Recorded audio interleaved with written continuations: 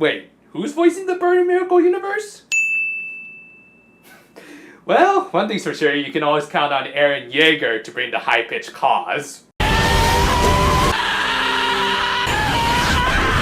Anyway, I also want to take this time to announce that I will be reviewing All Stars Memories very soon. It's going to be one of my first recent movie reviews, so I want to do it right by first actually owning a Blu-ray copy of the movie before I review it. Thankfully, most of the time these guys are all region. Well, anyway, look forward to that sometime in March or April. But for now, we've only got 2 episodes left, so let's get right into the final battle.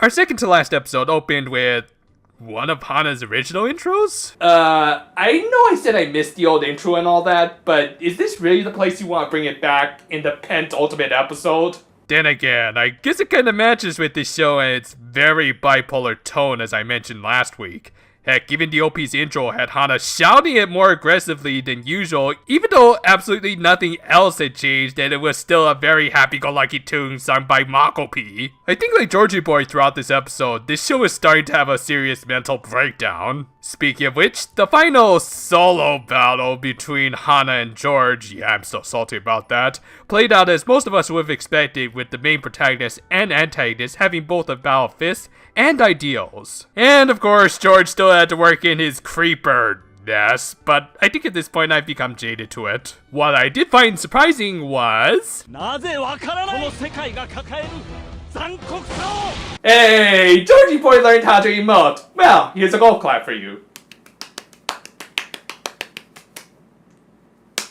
Yeah, like many a final boss, he got a little more serious during the second phase of the battle, and even unleashed an attack that undid Hana's transformation. However, powers or not, Hana still had a few choice words she wanted to extend to George. Now, since this is the season's final battle, this is usually the most ideal place to restate the show's thesis, as has been the case for many seasons before, and you know, they do an admirable job here. While I would still argue that this final battle would have been far more effective if Hana had the rest of her team with her, especially during this scene, I will give credit where it's due and praise the show for always remembering the message it wanted to get across. People will face hard times, and many pursuits could end in total failure. However, they never have to face all of those challenges alone. And with an appropriate echo of her usual catchphrase, Hana got her second win and destroyed George's book. This released not only her teammates, but also most of the captured Asu power, though I think the surroundings got the short end of the stick.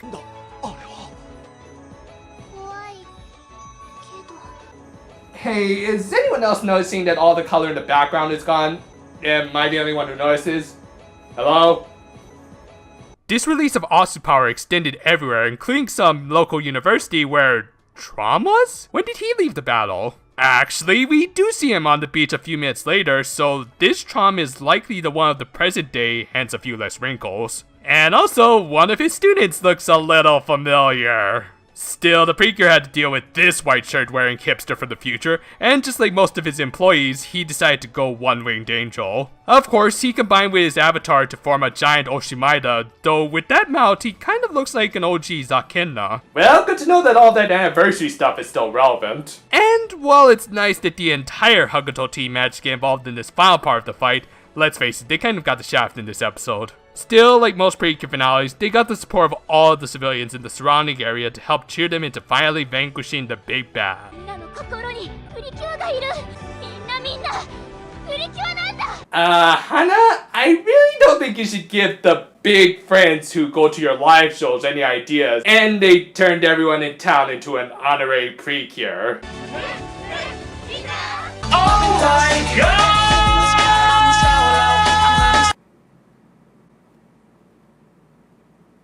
I honestly have no words. Okay, I will say that Mr. Nono looks like the most diesel saint ever, so I guess that's something. Alright, I'll have a few more things to say in the wrap-up, but let's just move on to the end because this is making my head spin. So, George was defeated by the Rock, the Precure, and his company went the way of Enron. However, Hana, being a good protagonist, tried one last time to bring George back with her. And while he had a better outlook on life and was far less of a creeper, thankfully, he still wasn't willing to face the new day. Thus, our penultimate episode ended with him fading away and everyone basking in the glow of the new sunrise. While Precure finales are usually all kinds of cheesy, this tasted like a very special kind of cheese, kind of like the cheap blue kind.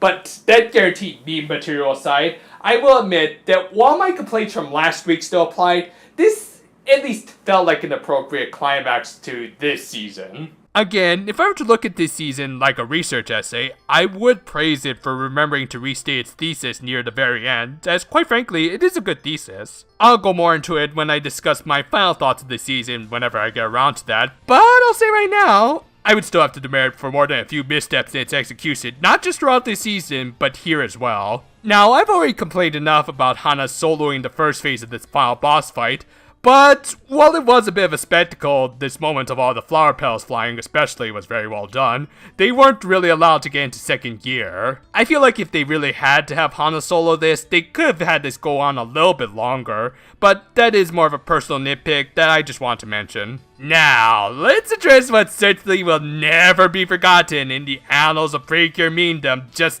all of this. I get that this is going with the aforementioned thesis that everyone can support each other, and we were even kind of prepped for this out-of-control train of WTFness thanks to Henri earlier in the season, but guys, it's still incredibly silly. It's mercifully less than a couple minutes worth of content, but it is still kind of demeaning to the title of Precure if suddenly everyone can be one. I know I'm kind of sounding like some kind of elitist when I say that, so I won't stand on this soapbox for long, but I'd feel disingenuous if I didn't get this off my chest. Also, if this is how they want to leave their mark on the Precure franchise, then all I can say to that is...